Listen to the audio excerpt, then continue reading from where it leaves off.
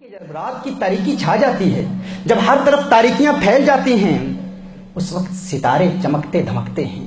تاریکیوں کے باوجود، اندھیروں کے باوجود ستارے چمکتے دھمکتے رہتے ہیں اور اپنی چمک دھمک اور اپنی جلملاہٹ سے لوگوں کو خوش کرتے ہیں۔ اور جب اس زمین پر کھڑے لوگ تاروں کی جلملاہٹ کو دیکھتے ہیں، تاروں کی چمک دھمک کو دیکھتے ہیں اور وہ غور کرتے ہیں کہ یہ ستارے اتنی تاریکی کے باوجود اب بھی چمک رہے ہیں، تو لوگوں کے دلوں میں ان ستاروں سے پیار پیدا ہوتا ہے۔ کہا کہ یہ ستارے تاریکی کے باوجود چمکتے ہیں، اور وہ انسان جس کے گرد ہر وقت اندھیرے ہوں، ہر وقت تاریکیاں ہوں، غم و اندوہ کے پہاڑ اور غم و اندوہ کے بادل ہر طرف چھائے ہوئے ہوں، اور غموں کی تاریکیوں کے باوجود وہ مسکراتا رہے، تو اس کی مسکراہٹ سے لوگ پیار کرتے ہیں۔ کہا اگر کوئی خوش ہو، جس طرح صبح کے وقت، دن کے وقت جب سورج طلوع ہوتا ہے، اس وقت کوئی چراغ آپ، کوئی لیمپ آپ آن کر دیں، کوئی لائٹ آن کر دیں، تو اس لائٹ کو ہر بندہ نہیں دیکھتا، اتنی توجہ سے، اتنے پیار سے نہیں دیکھتا، کیونکہ روشنی ویسے بھی پھیلی ہوئی ہے۔ اب اس روشنی میں مزید ایک لیمپ کا اضافہ کر دیا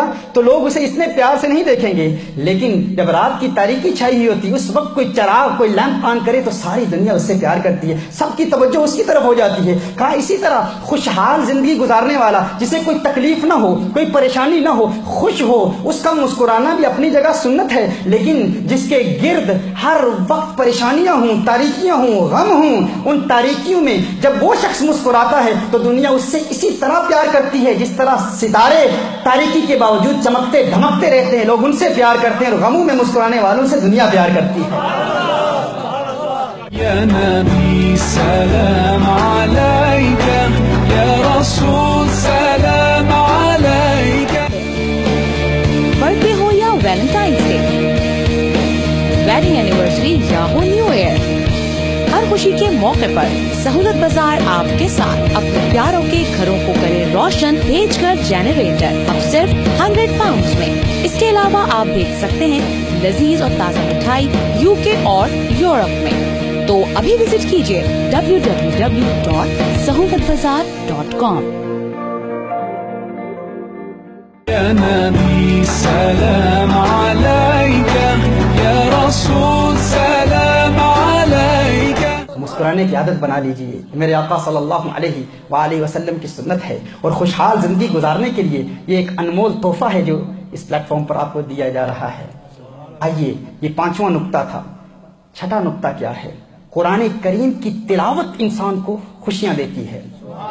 جو انسان قرآن کریم کی تلاوت کی عادت بنا لے، اللہ عز و جل اسے خوشیاں دیتا ہے۔ یہ پوائنٹ نمبر 6 ہے، 6واں نقطہ، آپ صلی اللہ علیہ وسلم کی تعلیمات کے ذریعے خوشحال زندگی گزارنے کا طریقہ۔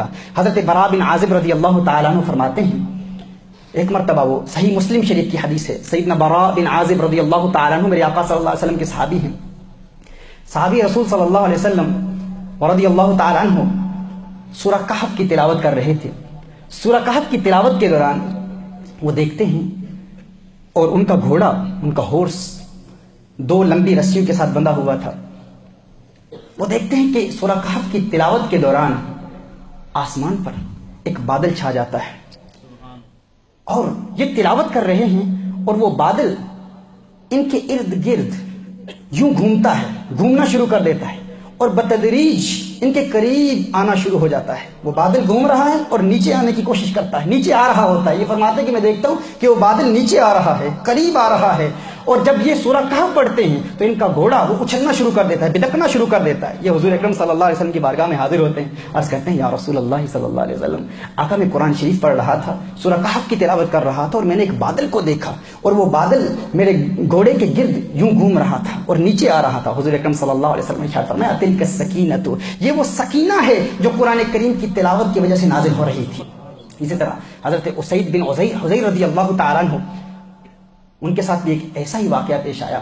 قرآن کریم کی تلاوت کر رہے تھے، وہ دیکھتے ہیں کہ تلاوت کے دوران ان کی گھوڑی وہ بدکنا شروع ہو گئی، اچھلنا شروع ہو گئی، اور دیکھا کہ اس کے اوپر ایک بڑا سائبان ہے، اور اس سائبان کے اندر چراغ نما روشنیاں ہیں، لیمپس ہیں، اور وہ لیمپس اوپر کی طرف پرواز کر رہے ہیں، روشنیاں اوپر جا رہی ہیں۔ حضور اکرم صلی اللہ علیہ وسلم کی بارگاہ میں حاضر ہوتے ہیں، عرض کرتے ہیں یا رسول اللہ صلی اللہ علیہ وسلم، میں قرآن کریم کی تلاوت کر رہا تھا اور اچانک ایک سائبان دیکھا اور اس میں چراغ ہیں، روشنیاں ہیں۔ میرے آقا صلی اللہ علیہ وسلم نے ارشاد فرمایا کہ یہ وہ ملائکہ ہیں جو تیرے قرآن کی وجہ سے نازل ہو رہے تھے، فرشتے ہیں۔ اور یہاں یہ آپ کو بات بتا دوں کہ قرآن کریم، اور یہ بھی ایک ایسی چیز ہے، یہ ایک سائنٹیفکلی پروون فیکٹ ہے، this is something that has been proven scientifically, کہ قرآنک ریسائٹیشن جب انسان قرآن کریم پڑھتا ہے تو اس کے دل پر اللہ عز و جل کی طرف سے ایسے اثرات مرتب ہوتے ہیں کہ وہ پریشان ہو، غمگین ہو، اس کی پریشانی دور ہو جاتی ہے۔ امریکہ میں US میں ایک تحقیق کی گئی، ایک تجربہ کیا گیا کہ قرآن کریم کی آیات کیا واقعی انسان کے دل کو اطمینان دیتی ہیں، سکون دیتی ہیں۔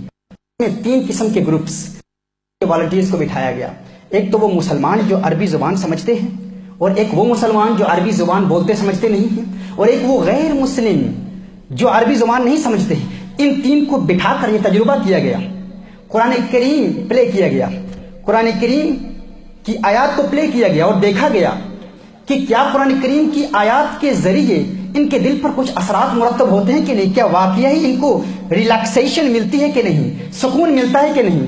وہ کہتے ہیں کہ ایک حیرت انگیز ڈسکوری ہم نے کی کہ وہ مسلمان جو عربی سمجھتے ہیں، اور وہ مسلمان جو عربی نہیں سمجھتے، اور وہ غیر مسلم جو عربی نہیں سمجھتے، ان تمام کے دلوں پر قرآن کریم ایسے اثرات مرتب کر رہا تھا کہ ان کے دل کو راحت مل رہی تھی، سکون مل رہا تھا۔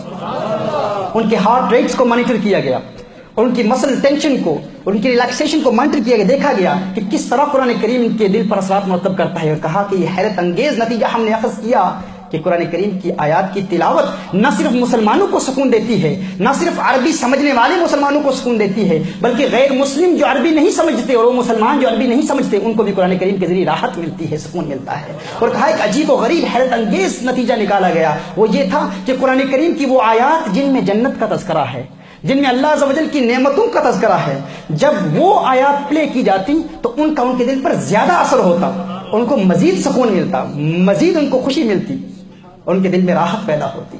اللہ عز و جل کی کتنی بڑی نعمت ہے۔ آج ہم یہ ارادہ کر لیں، دل سے پختہ ارادہ کر لیں کہ انشاءاللہ اگر ہم خوشحال زندگی چاہتے ہیں تو ہم قرآن کریم کی تلاوت کریں گے۔ یہ پوائنٹ نمبر 6 ہے۔ پوائنٹ نمبر 7، رسالت مآب صلی اللہ علیہ وآلہ۔ خواجہ نظام الدین اولیاء محبوب الہی فرماتے ہیں، ایک غوث کا غلام، غوث اعظم کا غلام غوث اعظم کی خانقاہ میں جاتا ہے، دیکھتا ہے کہ غوث اعظم کی خانقاہ میں ایک شخص وہاں پر تڑپ رہا ہے، ہاتھ پاؤں ٹوٹے ہوئے۔ تو غوث اعظم سے عرض کرتا ہے غوث اعظم، آپ کی بارگاہ میں آیا ہے، ہاتھ پاؤں ٹوٹے ہوئے ہیں، بڑی بری حالت میں ہے، اسے کیا ہوا، اس کی مدد فرمائیے۔ غوث اعظم فرماتے ہیں یہ ابدال ہے، ابدال، 3 ابدال میری خانقاہ کے اوپر پرواز کر رہے تھے، اڑ رہے تھے۔ میری خانقاہ کے اوپر سے مقام کیا تھا؟